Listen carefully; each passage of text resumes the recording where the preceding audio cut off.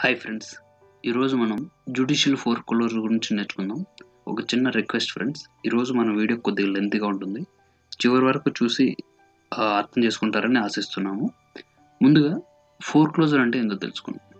Foreclosure అంటే ఏంటంటే, ఏదైతే ప్రాపర్టీ ఓనర్ బ్యాంక్ నుండి లోన్ తీసుకుంటాడో, ఎప్పుడైతే అతను ఇన్‌స్టాల్‌మెంట్‌లు సరిగ్గా కట్టకపోతే ఆ ప్రాపర్టీని తిరిగి వేరే వాళ్ళకి సేల్ చేసి ఆ అమౌంట్‌ని ఎంతైతే బ్యాంకు రావాలో ఆ అమౌంట్‌ని తిరిగి బ్యాంకు తీసుకుంటే దాన్ని ఆ సిస్టమ్ అంతటిని కలిపి ప్రాసెస్ అంతటిని కలిపి ఫోర్క్లోజర్ అంటారు. ఇప్పుడు మనం ఫోర్క్లోజర్‌లో మనకు 3 టైప్స్ ఉన్నాయి. ఈరోజు మనము డిస్కస్ చేసేది జ్యుడిషియల్ ఫోర్క్లోజర్. జ్యుడిషియల్ ఫోర్క్లోజర్ అంటే ఏంటంటే ఫస్ట్ ఏ ఫోర్క్లోజర్ అయితే కోర్ట్ ఇన్వాల్వ్‌మెంట్‌తో జరుగుతుందో దాన్నే జ్యుడిషియల్ ఫోర్క్లోజర్ అంటారు. కోర్ట్ ఇన్వాల్వ్‌మెంట్ లేకన్నా ట్రస్టీ ఒక థర్డ్ పార్టీ ఉంటారు. ట్రస్టీ అని డీడ్ ఆఫ్ ట్రస్ట్ ఉన్నప్పుడు మీరు చూడొచ్చు. ఆ ట్రస్టీ ద్వారా ఫోర్క్లోజర్ జరిగితే దాన్ని నాన్ జ్యుడిషియల్ ఫోర్క్లోజర్ అంటారు. మూడోది డీడ్ ఇన్ లిeu ఫోర్క్లోజర్ అంటారు. డీడ్ ఇన్ లిeu ఫోర్క్లోజర్ అంటే ఏంటంటే మన ఛానెల్‌లో ఆ వీడియో కూడా ఉంది. తర్వాత మీరు డిస్క్రిప్షన్‌లో కూడా లింక్ ఇస్తాను. అక్కడికెళ్ళి మీరు చూడొచ్చు. ఈరోజు మనం జ్యుడిషియల్ ఫోర్క్లోజర్ గురించి చెప్తాను. Next video non judicial foreclosure గురించి చెప్పడానికి ట్రై చేస్తాను. ఇక్కడ జ్యుడిషియల్ డీడ్ ఇన్ లిeu ఫోర్క్లోజర్ అంటే ఏంటంటే ప్రాపర్టీ ఓనరు ఫోర్క్లోజింగ్ స్టాప్ చేయడానికి ఫోర్క్లోజింగ్ అనేది ఇప్పుడు ఆక్షన్ అంటారు కదా, వేలం వేయడం అని. అలాగా పబ్లిక్‌గా జరుగుతుంది. అలా జరిగితే ఇతనికి క్రెడిట్ స్కోర్ తగ్గిపోతుంది. నెక్స్ట్ లోన్స్ ఏమి రావు. ఇతని పరువు పోతుంది కదా. అది స్టాప్ చేయడానికి ప్రాపర్టీ ఓనరే ఆ ప్రాపర్టీని బ్యాంకు తనంతట తానే కన్వే చేసి ఆ ఫోర్క్లోజర్ స్టాప్ చేస్తారు. దాన్ని డీడ్ ఇన్ లిeu ఫోర్క్లోజర్ అంటారు. దానికి సంబంధించిన వీడియో లింక్ ఈ డిస్క్రిప్షన్‌లో ఇస్తాను. మీరు అక్కడి నుండి చెక్ చేయొచ్చు. ఈరోజు మనం జ్యుడిషియల్ ఫోర్క్లోజర్ అంటే ఏందో నేర్చుకుందాం. Judicial foreclosure. ఫస్ట్ ఇక్కడ ఫోర్క్లోజర్ గురించి చెప్పారు చూడండి. Foreclosure is the process of taking a mortgaged property when the home owner fails to keep up his or her mortgage payment. Foreclosure అంటే ఇట్ సింపుల్‌గా ఎప్పుడైతే తీసుకున్న మార్ట్‌గేజ్ కావచ్చు, డీడ్ ఆఫ్ ట్రస్ట్ కావచ్చు,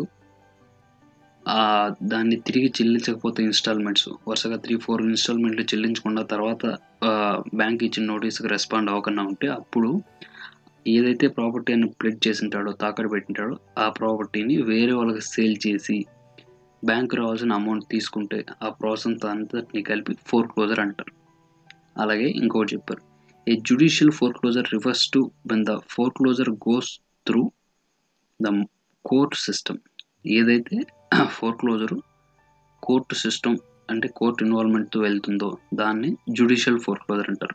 and there is a court order for the property to be sold to pay the debit. అంటే court order ఇచ్చిన తర్వాత court ఆర్డర్స్‌తో ప్రాపర్టీని సేల్ వేరే వాళ్ళకి కన్వే చేసి లేదా సోల్డ్ చేసి ఆ అమౌంట్‌ని తిరిగి ఏదైతే బ్యాంక్ లోన్ ఇచ్చిందో ఆ బ్యాంక్ అప్పజెప్తే దాన్నే జ్యుడిషియల్ ఫోర్క్లోజర్ అంటారు. ఇప్పుడు జ్యుడిషియల్ ఫోర్క్లోజర్‌లో స్టెప్స్ ఎలా ఉంటాయి అనేది మనం ఒక ఫ్లో చార్ట్ ద్వారా చూద్దాం. ముందుగా స్టార్ట్ చేస్తే మార్ట్‌గేజర్ ఇన్ డిఫాల్ట్ అంటే ఇందాక చెప్పాను కదా, ఏదన్నా ఒక బ్యాంక్ దగ్గర నుండి లోన్ తీసుకొని అతను 3 మంత్స్ డిఫాల్ట్‌గా తిరిగి ఇన్‌స్టాల్‌మెంట్ చెల్లించకపోతే అప్పుడు అతన్ని డిఫాల్ట్ అంటారు. చెల్లించినప్పుడు మార్ట్‌గేజర్ డిఫాల్ట్‌లో ఉన్నాడు అని. అప్పుడు ఏం చేస్తుందంటే ఎవరైతే ఇతనికి ప్రాపర్టీ ఓనర్‌కి లోన్ ఇచ్చింటారో ఆ బ్యాంక్ కావచ్చు, ఇండివిడ్యువల్ కావచ్చు, ఆ ప్రాపర్టీ ఓనర్‌కి ఒక నోటీస్ పంపిస్తారు. దాన్ని నోటీస్ ఆఫ్ లీజ్ పెండెన్స్ అంటారు. అది కోర్టు ద్వారా పంపిస్తారు. ఆ నోటీస్ ఆఫ్ లీజ్ పెండెన్స్ వచ్చిన తర్వాత ఇతను రెస్పాండ్ అయ్యి ఆ 3 ఇన్‌స్టాల్‌మెంట్స్ పేమెంటు దానికి సంబంధించి ఇంట్రెస్ట్ పే చేసేస్తే రెస్పాండ్ అయితే ఇఫ్ హి పేస్ ఆ అమౌంట్ గన పే చేసేస్తే అప్పుడు దానికోసమని cancellation or satisfactory or dismissal of notice of lis pendens. Court ద్వారా నోటీస్ పంపించారు కదా, దాన్నే నోటీస్ ఆఫ్ లీజ్ పెండెన్స్ అన్నాం. ఇతను పే చేస్తే దానికి క్యాన్సిలేషన్ కోర్ట్ ద్వారానే వస్తుంది. దాన్ని క్యాన్సిలేషన్ ఆఫ్ లిస్ట్ పెండెన్స్ అనొచ్చు. లేదంటే సాటిస్ఫాక్టరీ ఆఫ్ లిస్ట్ పెండెన్స్ అనొచ్చు. లేదా dismissal of notice of lis pendens అని కూడా అంటారు. ఒకవేళ ఇతను ఆ కోర్టు ద్వారా నోటీస్ పంపించారు కదా! లిస్ట్ పెండెన్స్ అనేది, ఈ లిస్ట్ పెండెన్స్ అనేది ఒక్కో స్టేట్‌లో ఒక్కో వ్యాలిడిటీతో ఉంటుంది. ఇప్పుడు కాలిఫోర్నియాలో తీసుకున్నాననుకోండి, ఇక్కడ 120 డేస్ వ్యాలిడిటీ ఉంటుంది లిస్ట్ పెండెన్స్‌కి. ఆ టైం లోపల నేను రెస్పాండ్ అవ్వకపోతే అతను నెక్స్ట్ ఫోర్‌క్లోజర్ చేసేదానికి కోర్టు ఆర్డర్ ఇస్తుంది. వేరే స్టేట్‌లో ఇప్పుడు ఫ్లోరిడాలో చూసుకోండి, అక్కడ 18 మంత్స్ వ్యాలిడిటీ ఉంటుంది. ఇంకా వేరే స్టేట్‌లో లేదంటే 180 డేస్, అలా స్టేట్‌ని బట్టి డిఫరెంట్‌గా ఉంటాయి లిస్ట్ పెండెన్స్ వ్యాలిడిటీ అనేది. ఇప్పుడు పే చేసేస్తే దానికి క్యాన్సిలేషన్ అవుతుంది ఫస్ట్ ఇచ్చిన నోటీస్‌కి. ఒకవేళ పే చేయకపోతే ఏమవుతుందంటే, ఇఫ్ నాట్ పేస్, అప్పుడు ఏమవుతుందంటే final judgement of foreclosure. Respond అవ్వకపోయినా వాళ్ళు ఇచ్చిన టైం లోపల ఎటువంటి అమౌంట్ తిరిగి చెల్లించకపోతే, అప్పుడు ఎవరైతే లోన్ ఇచ్చుంటారో వాళ్ళు తిరిగి కోర్టుకెళ్ళి వాటికి సంబంధించిన ఎవిడెన్స్ అంతా రెస్పాండ్ అవ్వలేదు అని వాటికి సంబంధించిన ఎవిడెన్స్ అంతా కోర్టుకి సబ్మిట్ చేస్తే అప్పుడు కోర్టు జడ్జిమెంట్ ఇస్తుంది. ఫైనల్ జడ్జిమెంట్ ఆఫ్ ఫోర్‌క్లోజర్ అంటారు దాన్ని.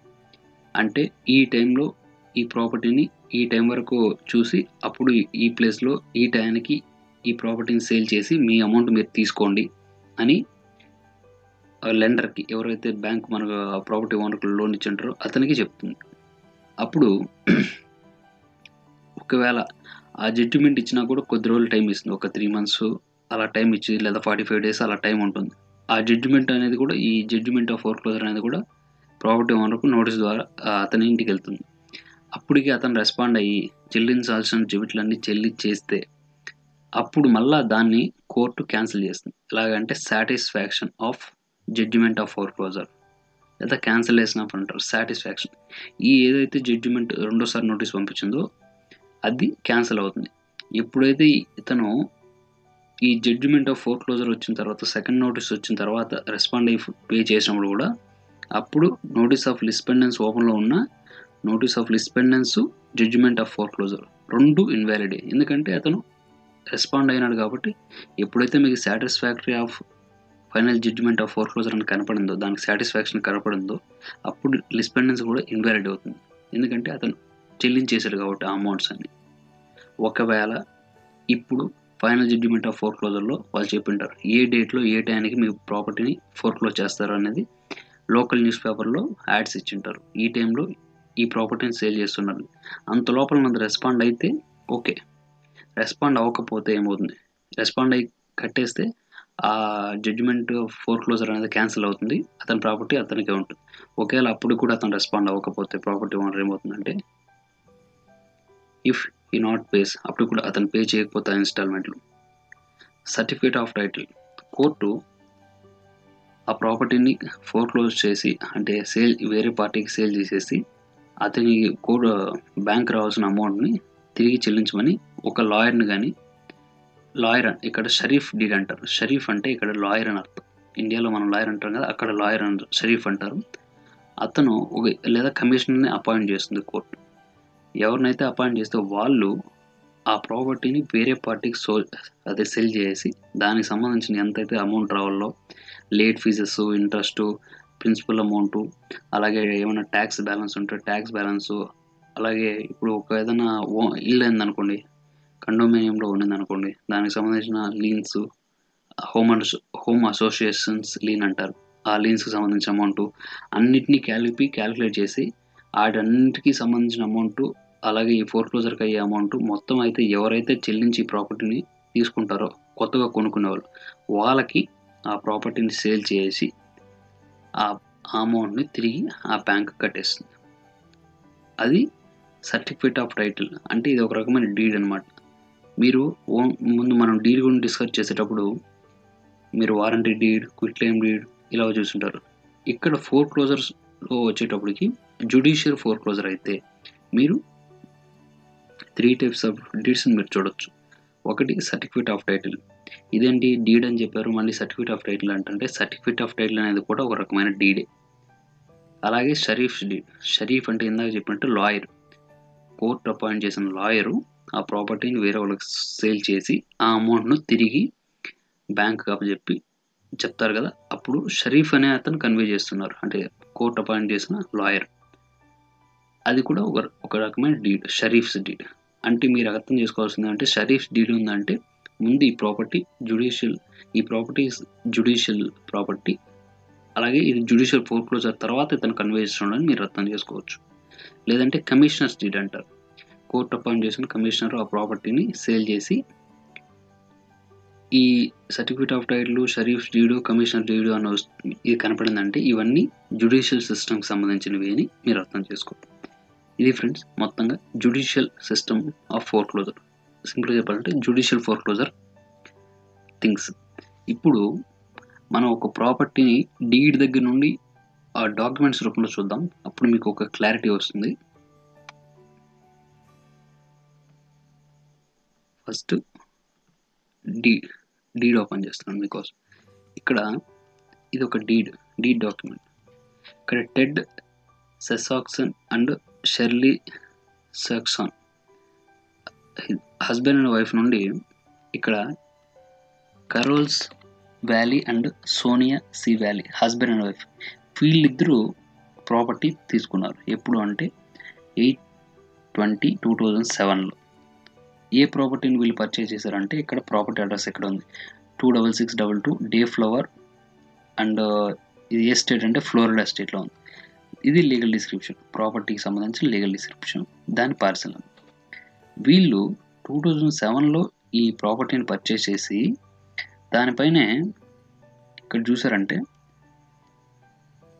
ఒక లోన్ తీసుకున్నారు. నేను ఇందాక చెప్పాను కదా, జ్యుడిషియల్ ఫోర్క్లోజర్ వచ్చినప్పుడు దాంట్లో జ్యుడిషియల్ ఫోర్క్లోజర్ అంటే దాంట్లో మార్ట్గేజ్ అంటారు. జ్యుడిషియల్ లోన్ అనేది మార్ట్గేజ్, నాన్ జ్యుడిషియల్ లోన్ అయితే దాన్ని డీడ్ ఆఫ్ ట్రస్ట్ అంటారు.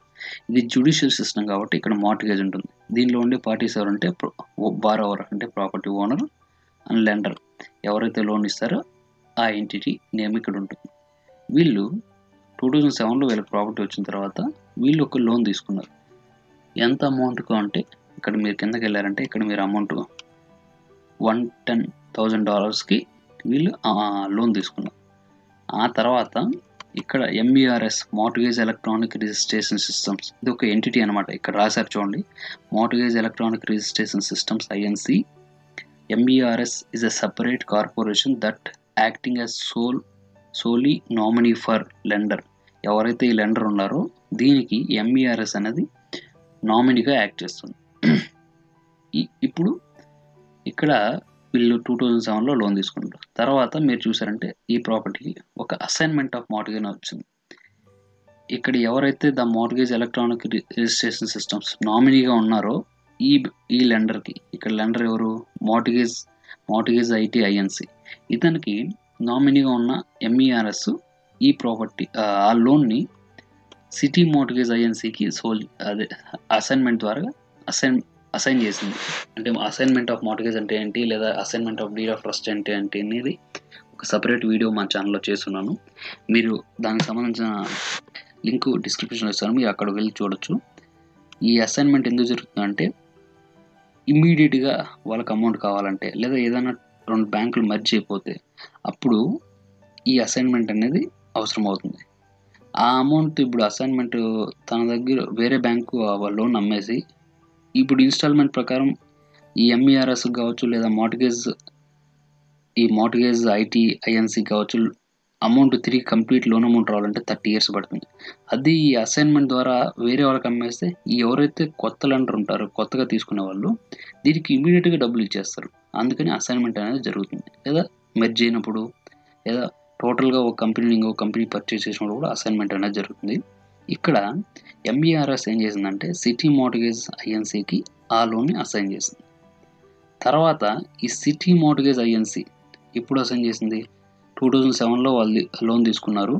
2009లో ఈ అసైన్మెంట్ అనేది జరిగింది 10/26.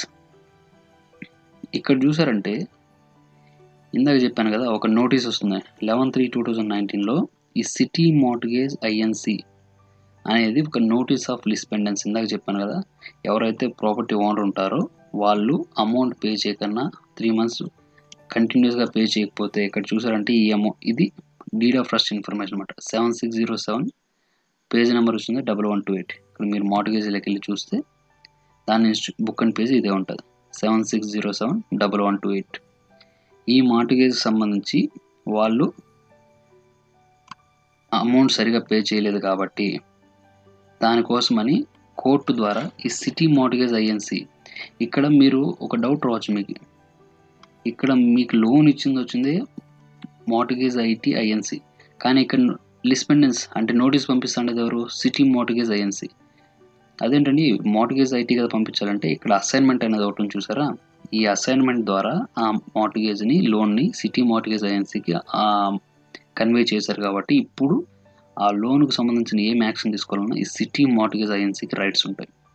ఇక్కడ అందుకని ఈ సిటీ మార్టిగేజ్ ఐఎన్సి ఇక్కడ లిస్పెండెన్స్ అనేది పంపించింది కోర్టు ద్వారా, ఇన్స్టాల్మెంట్లు సరిగా పే చేయకపోయేసరికి.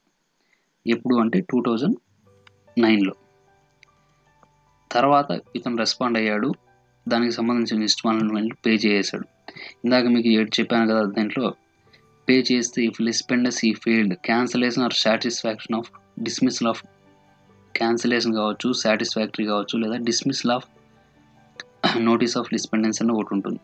అలాగా ఇక్కడ ఆ లిస్పెండెన్స్ సంబంధించి మీరు చదివారంటే notice of voluntary dismissal of release of notice of lis pendens అని ఒక డాక్యుమెంట్.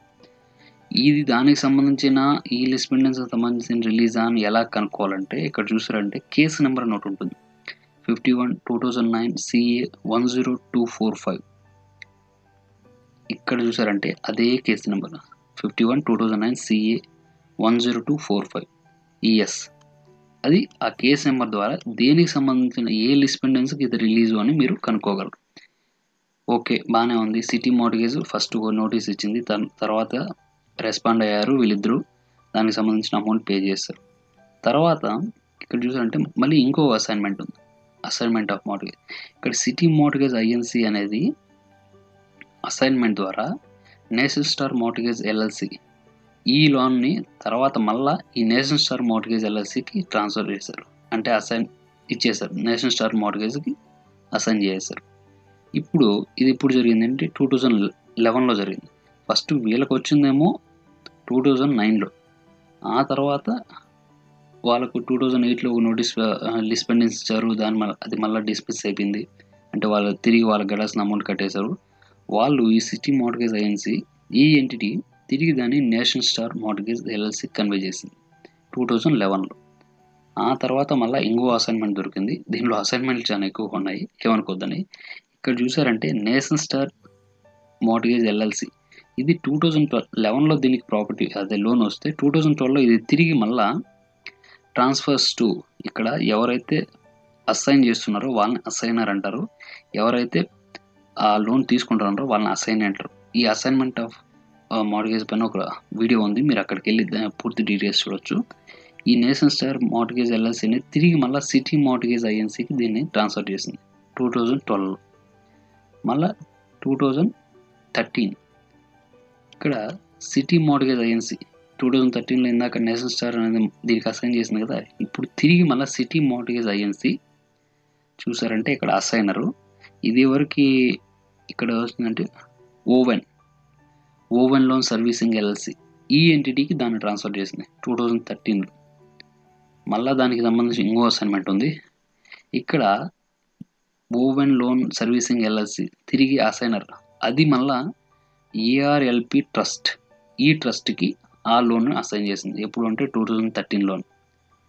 దీనికి సంబంధించిన అసైన్మెంట్ ఇంకొకటి ఉంది, ఇక్కడ చూసారంటే Christina trust A division of Wilmington savings fund society and trustee, ఈ క్రిస్టినా ట్రస్ట్ అనేది ట్రస్టీ ఆఫ్ ఏఆర్ఎల్పి ట్రస్ట్. ఇక్కడ మీరు ఈ అసైన్మెంట్లో ఎవరికి వచ్చింది ఆ లోను? ఏఆర్ఎల్పి ట్రస్ట్కి వచ్చింది. ఆ ట్రస్ట్కు సంబంధించిన ట్రస్టీ, ఆ ఏఆర్ఎల్పి ట్రస్ట్కి సంబంధించిన ట్రస్టీ దాన్ని తిరిగి మళ్ళా విల్మింగ్టన్ ట్రస్ట్ ఏ నేషనల్ అసోసియేషన్ దీనికి అసైన్మెంట్ ద్వారా కార్పొరేట్ అసైన్మెంట్. ఈ అసైన్మెంట్లో అంతటిని మీరు ఆ లోనేనా అని ఎలా కన్ఫర్మ్ చేసుకుంటారంటే ఇక్కడ కింద ఆ మార్టిగేజ్ సంబంధించిన ఇన్ఫర్మేషన్ ఇచ్చి ఉంటారు, మార్టిగేజ్ డాక్యుమెంట్ 76071128. ఈ అసైన్మెంట్ ద్వారా ఎవరికి అసైన్ చేశారు? విల్మింగ్టన్ ట్రస్ట్ ఏ నేషనల్ అసోసియేషన్. ఇక్కడ తిరిగి మళ్ళీ ఇంకో అసైన్మెంట్ ఉంది, ఇక్కడ చూసారంటే అసైన్మెంట్ ఆఫ్ మోర్గేజ్ ఈ విల్మింగ్టన్కి వచ్చింది కదా. ఇక్కడ లాస్ట్ అసైన్మెంట్లో మీరు ఇది చూస్తే ఇది ఎప్పుడు రికార్డ్ అయిందంటే 2015లో రికార్డ్ అయింది. తర్వాత 2016లో ఆ విల్మింగ్టన్ ట్రస్ట్ నేషనల్ అసోసియేషన్ తిరిగి ఆ లోన్ని ఎవరికి అసైన్ చేసిందంటే అది అసైనరు ఇక్కడ చూసారంటే LSF9 మాస్టర్ పార్టిసిపేషన్ ట్రస్ట్ దీనికి అసైన్ చేసింది. LSF9 మాస్టర్ పార్టిసిపేషన్ ట్రస్ట్ ఎప్పుడు అంటే 2016. తర్వాత చూద్దాం ఇది ఎవరికి వెళ్ళింది. ఇంకో అసైన్మెంట్ ఉంది దీనికి. ఇక్కడ చూసారంటే మళ్ళా అది 2016 కదా, ఇది వచ్చింది 2017లో. ఈ LSF9 మాస్టర్ పార్టిసిపేషన్ ట్రస్ట్ అనేది తిరిగి ఆ లోన్ని US bank trust NA as trustee for LSF9 ఈ US బ్యాంక్ ట్రస్ట్ అనే దానికి అసైన్ చేసింది. ఈ US బ్యాంక్ అనేది ఈ LSF9 మాస్టర్ పార్టిసిపేషన్కి ఇక్కడ ట్రస్టీ అనమాట, దీనికి అసైన్ చేసింది లాస్ట్గా.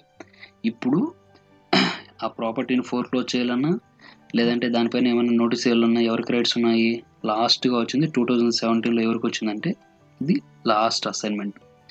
ఇప్పుడు దీనిపైన నోటీస్ ఇవ్వాలన్నా ఫోర్క్లోజ్ చేయాలన్నా ఈ US bank trust NA as trustee for LSF9 master participation trust దీనికి రైట్స్ ఉంటాయి, ఎందుకంటే అసైన్మెంట్ ద్వారా దీనికి వచ్చింది కాబట్టి. లాస్ట్ ఏ లోను 76071128 మనం ఏదైతే ఆ ప్రాపర్టీ ఓనర్ తీసుకున్నాడో 2007లో ఆ లోను ఇప్పుడు US బ్యాంక్ ట్రస్ట్ చేతిలో ఉంది.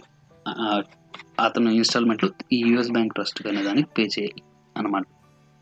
తర్వాత ఏం జరిగిందంటే 2017లో US బ్యాంక్ వచ్చింది. ఇక్కడ ఇతను మళ్ళా ఒక లిస్పెండెన్స్ వచ్చింది ఈ ప్రాపర్టీ పైన. US బ్యాంక్ ట్రస్ట్ NA ఇప్పుడు కరెంట్ ఓనర్ అంటే లెండర్ ఎవరు, US బ్యాంక్. ఇక్కడ అసైన్మెంట్ ద్వారా US బ్యాంక్ వచ్చింది కదా, ఈ అసైన్మెంట్ ద్వారా ఈ ఇక్కడ చూసారంటే US bank trust NA as trustee for LSF9 master participation trust ఇతనికి ఇప్పుడు ఈ లోన్ వచ్చింది 2017లో. మళ్ళా తిరిగి ఆ ప్రాపర్టీ ఓనరు ఇన్స్టాల్మెంట్లు కరెక్ట్గా పే చేయడంలో ఫెయిల్ అయ్యారు.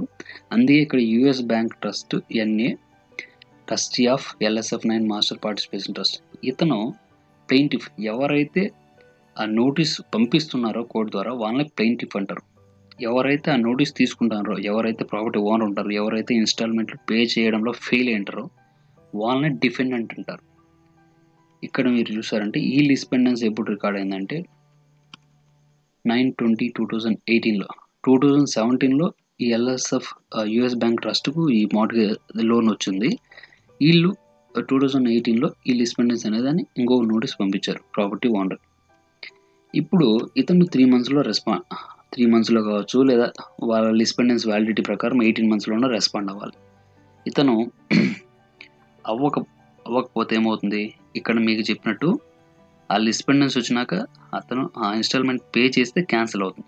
ఒకవేళ పే చేయకపోతే ఫైనల్ జడ్జిమెంట్ ఆఫ్ ఫోర్క్లోజర్ ఆ ప్రాపర్టీ లెండర్ ఎవరైతే ఉంటారో వాళ్ళు తిరిగి ఒక నోటీస్ పంపిస్తారు, దాన్నే ఫైనల్ జడ్జిమెంట్ ఆఫ్ ఫోర్క్లోజర్. ఇందాక మీకు అక్కడ చెప్పినట్టు ఇక్కడ చూసారంటే ఇక్కడ చూడండి ఫైనల్ జడ్జిమెంట్ ఆఫ్ ఫోర్క్లోజర్ మీకు ఇక్కడ చెప్పాను కదా, లిస్పెండెన్స్ వస్తేనే ఫస్ట్ నోటీస్ వస్తేనే పే చేసేస్తే హ్యాపీ, అది క్యాన్సిల్ అయిపోతుంది. ఒకవేళ పే చేయకపోతే ఇంకొక నోటీస్ పంపిస్తారు, దాన్నే ఫైనల్ జడ్జిమెంట్ ఆఫ్ ఫోర్క్లోజర్ అంటారు. ఈ జడ్జిమెంట్ ఆఫ్ ఫోర్క్లోజర్లో ఎప్పుడు అతని ప్రాపర్టీ సేల్ చేస్తున్నారు, ఏ ప్లేస్లో చేస్తున్నారు, ఏ టైం సేల్ చేస్తున్నారు, ఆ డీటెయిల్స్ అన్నీ ఉంటాయి. ఎంత అమౌంట్కి సేల్ చేస్తున్నారు అనే డీటెయిల్స్ కూడా ఉంటాయి. ఇప్పుడు మనకు సంబంధించి ఇక్కడ మీరు notice of judgement of foreclosure అతను వాళ్ళ US బ్యాంక్ ట్రస్ట్ ఈ US బ్యాంక్ ఇచ్చిన లిస్పెండెన్స్కు అతను రెస్పాండ్ అవ్వలేదు కాబట్టి అప్పుడు మళ్ళీ కోర్టు ఇంకో నోటీస్ ఇచ్చింది. మీరు ఇక్కడ చదివారంటే this matter came before the court on motion for summary final judgement of plaintiff US bank trust as trustee for and June 17, 2019లో కోర్టు ముందరకు వచ్చింది. And after consideration of all evidence presented this court rules as follows. అక్కడ దానికి సంబంధించిన notice of lis pendens అలా respond అవ్వలేదని information మొత్తం court ముందు ఉంచినప్పుడు కోర్టు ఆర్డర్ పాస్ చేసింది. ఫైనల్ జడ్జిమెంట్ ఆఫ్ ఫోర్క్లోజర్ అదే అంటే అతను రెస్పాండ్ అవ్వలేదు కాబట్టి వీళ్ళిద్దరూ కరోలస్ అండ్ సోనియా రెస్పాండ్ అవ్వలేదు కాబట్టి ప్రాపర్టీ ఓనర్స్ ఈ ప్రాపర్టీని మీరు సేల్ చేసి మీకు రావాల్సిన అమౌంట్ తీసుకోండి అని, లేదా మీరే ఉంచుకోండి అని. ఇప్పుడు యూఎస్ బ్యాంక్ ఆప్షన్ ఉంది. ఈ ప్రాపర్టీని యూఎస్ బ్యాంకే తీసేసుకోవచ్చు ఆ ప్రాపర్టీని, లేదా యూఎస్ బ్యాంకు వేరే వాళ్ళకి సేల్ చేసి. ఇక్కడ 2 టైప్స్ ఉన్నాయి. ఈ కోర్టు జడ్జిమెంట్ ప్రకారం court judgement 2 types of judgement ఇస్తుంది. ఒకటి షరీఫ్ని కానీ అంటే లాయర్ని కానీ లేదా కమిషన్ కానీ అసైన్ చేసి ఈ ప్రాపర్టీని వేరే వాళ్ళకి సేల్ చేసి ఆ అమౌంట్ని ఎవరైతే కరెంట్ లెండర్ ఉంటారో, ఇప్పుడు ఈ సినారియోలో యూఎస్ బ్యాంక్ ట్రస్ట్ అనేది కరెంట్ లెండర్, ఇతనికి అప్పచెప్పండి అని ఒక type of judgement, final judgement of ఫోర్క్లోజర్లో. ఇంకొక టైప్ ఏమొచ్చిందంటే ఎంతైతే అమౌంట్ ఉందో అతనికి ఏం సంబంధం లేకుండా ఈ ఆస్తిని మొత్తం, ప్రాపర్టీని మొత్తం మీరే స్వాధీనం చేసుకోండి అని కూడా ఫోర్క్లోజర్లో ఆర్డర్ ఇవ్వచ్చు. ఇక్కడ సెకండ్ అదే జరిగింది. వేరే వాళ్ళకి షరీఫ్ నేమ్ అసైన్ చేయలేదు. ఇక్కడ ఇప్పుడు ఈ ప్రాపర్టీని యూఎస్ బ్యాంకు వేరే వాళ్ళకి అమ్మవచ్చు, లేదంటే యూఎస్ బ్యాంకే స్వాధీనం చేసుకోవచ్చు. ఇక్కడ దానికి అమౌంట్కి సంబంధించిన మ్యాటర్స్ అన్నీ ఉన్నాయి చూడండి. Principal due and note secured by the mortgage foreclosure, ఎంతైతే ప్రిన్సిపల్ అమౌంట్ ఇంకా పే చేయలేదో ఆ ప్రాపర్టీ పైన, ఆ లోన్ పైన ఎంత బ్యాలెన్స్ ఉందో అది $96,378. ఇంట్రెస్ట్ 2013 నుండి 2019 వరకు $37,762 and interest from 2019 to 2/23/2019 to 6/17/2019 ఇక్కడ వచ్చింది $2,277. అండ్ లేట్ ఛార్జెస్, లేట్గా పే చేస్తే మనకు కూడా ఇక్కడ క్రెడిట్ కార్డ్ బిల్లు అన్ని ఛార్జెస్ పడతాయి కదా, అవి. ట్యాక్స్ ఇన్ఫర్మేషన్, ఆ ప్రాపర్టీకి సంబంధించిన ట్యాక్స్ ఇతను 2011 నుండి ఈ ట్యాక్సెస్, ఈ అమౌంట్స్ అన్ని పే చేయలేదు. ఆ అమౌంట్స్ తర్వాత హోమ్ ఓనర్స్ ఇన్సూరెన్స్, ఏదైనా ప్రాపర్టీకి ఇన్సూరెన్స్ అక్కడ యూఎస్లో అయితే ఖచ్చితంగా మీరు ఇన్సూరెన్స్ తీసుకోవాల్సి వస్తుంది. హౌస్కి కావచ్చు, ఈవెన్ యూఎస్లో ఉండే కుక్కలకు కూడా ఇన్సూరెన్స్ తీసుకుంటారు. అలాగా హోమ్ ఓనర్స్ ఇన్సూరెన్స్ అది పే చేయడంలో కూడా ఇతను ఫెయిల్ అయ్యారు ఆ ప్రాపర్టీ ఓనర్స్. దానికి సంబంధించిన amounts, flood insurance, mortgage insurance premium, property inspections, property preservations, ఇదంతా కలిపితే వాటికి సంబంధించిన అమౌంట్ అంతా కలిపితే $171,816 అయింది. అలాగే ఈ అమౌంట్ తర్వాత ఇక్కడ చూసారంటే flat fee, the requested attorney fee, అంటే వాటి వరకు అతను చేయాల్సింది. ఇప్పుడు ఫోర్క్లోజర్ అనేది చాలా రిస్కీతో కూడుకుంది, చాలా ఖర్చుతో కూడుకుంది. ఇప్పుడు దీనికి అటార్నీ ఫీజు కావాలి. అంటే అటార్నీ అంటే లాయరు, దాని సంబంధించిన ఫీజెస్ ఇవన్నీ డిఫరెంట్గా ఉంటాయి. ఆ ఫీజెస్ అన్నీ కలిపితే టోటల్ అమౌంట్ 177,212 ఇంత అమౌంట్ అయింది. ఇంత అమౌంట్ ఇప్పుడు వేరే వాళ్ళు ఎవరన్నా చెల్లిస్తే ఈ ప్రాపర్టీ వాళ్ళు తీసుకోవచ్చు, లేదా ఇంత అమౌంట్ అతను చెల్లించలేదు కాబట్టి ఈ ప్రాపర్టీని మీరే స్వాధీనం చేసుకోండి అని ఫైనల్ జడ్జిమెంట్ కోర్టు ఇవ్వచ్చు. అలాగే ఇక్కడ 6th చెప్పారు చూడండి, if the total some with the interest at the rate described in paragraph 4 and all costs occurred and subsequent to the judgment are not paid, the clerk of court shall sell the subject property at the public sale on August 14, 2019. ఎప్పుడు sale చేస్తున్నారు, నేను ఇందాక చెప్పాను కదా, ఇక్కడ చెప్పేటప్పుడు ఈ judgement of foreclosure, final judgement of foreclosure ఇచ్చేటప్పుడు ఆ ప్రాపర్టీని ఎప్పుడు ఏ ప్లేస్లో సేల్ చేస్తున్నారు ఇన్ఫర్మేషన్, ఎంత అమౌంట్ అనేది దాంట్లో క్లియర్గా మెన్షన్ చేసి ఉంటారు. అందుకే ఇక్కడ ఈ జడ్జిమెంట్ మీరు చదివారంటే పబ్లిక్ సేల్గా దీన్ని పబ్లిక్ సేల్గా పెట్టండి. ఎప్పుడు అంటే August 14, 2019లో ఇక్కడ 2 ఆప్షన్లు ఇచ్చారు. 10 AM కోటి, 11 AM కోటి. ఇన్ ద ఆన్లైన్ పబ్లిక్ సేల్కి పెట్టండి ఆన్లైన్లో ఎప్పుడు అంటే 11 AMకి, 11 AM నుండి పబ్లిక్ సేల్లో ఎవరైనా దాన్ని కొనుక్కునే దానికి పెట్టండి అని ఈ ఫైనల్ జడ్జిమెంట్ ఆఫ్ ఫోర్క్లోజర్ అనేది ఇష్యూ చేయడం జరిగింది. ఇప్పుడైనా సరే ఇతను రెస్పాండ్ అయ్యి ఈ అమౌంట్ ఏదైతే ఇక్కడ టోటల్ అమౌంట్ ఉంది కదా 177,212 ఈ అమౌంట్ని పే చేస్తే ఈ ప్రాపర్టీ తిరిగి ప్రాపర్టీ ఓనర్స్కి వెళ్ళిపోతుంది. ఇప్పుడు కూడా అతను రెస్పాండ్ అవ్వకపోతే ఈ అమౌంట్ ఎవరైతే చెల్లిస్తారో ఈ డేట్ లోపల, ఈ టైం లోపల ఆ ప్రాపర్టీ వాళ్ళకి చెందుతుంది. అలాగా ఇక్కడ దీనికి కూడా రెస్పాండ్ అవ్వకపోవడం వల్ల ఇప్పుడు సర్టిఫికేట్ ఆఫ్ టైటిల్, ఇందాక నేను చెప్పాను కదా, ఇది కూడా ఒక డీడ్ లాంటిది. అది అప్పుడు కూడా వీళ్ళిద్దరూ కరోల్స్ అండ్ సోనియా రెస్పాండ్ అవ్వలేదు యూఎస్ బ్యాంక్, అందుకని సర్టిఫికేట్ ఆఫ్ టైటిల్ ద్వారా the undersigned clerk of the court certifies that the certificate of sale has been filed in this action on August 14, 2019. ఇక్కడ మీరు జడ్జిమెంట్లో వాడు చెప్పాడు, అదే ఫైనల్ జడ్జిమెంట్ ఆఫ్ ఫోర్క్లోజర్లో ఈ టైంలో సేల్ పెట్టండి అని. ఇక్కడ ఉంటుంది చూడండి ఆ డేటు, ఎప్పుడు సేల్ చేయమన్నారు, సేల్ ఆన్ August 14, 2019. అదే డేటు వాళ్ళు కట్టలేదు, అందుకని సేల్ అయిపోయింది. August 14, 2019లో సేల్ అయిపోయింది. For the property described herein, and that no obligations to be sale have been filed within the time allowed for the filing of objections కింద రాసింటాడు. And was this property, ఇది property description అనమాట, legal description అంటాం కదా. Property ఎంత, ఏమి, ఎన్ని acres ఉంది, దానికి సంబంధించిన ఏ ప్రాపర్టీ అనేది పబ్లిక్ సేల్ పెట్టారో, ఏదైతే సోల్డ్ అయిపోయిందో ఆ ప్రాపర్టీ ఇన్ఫర్మేషన్ ఇది. And was sold to US bank trust ఎన్ఏ.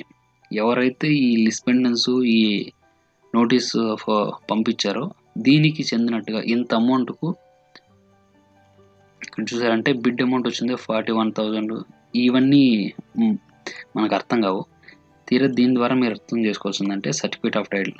ఇప్పుడు ఈ జ్యుడిషియల్ ఫోర్క్లోజర్ ద్వారా కోర్టు ఇచ్చిన నిర్ణయం ప్రకారం ఈ ప్రాపర్టీ ఎవరికి చెందుతుందంటే US bank trust NA as trustee for LSF9 master participation trust.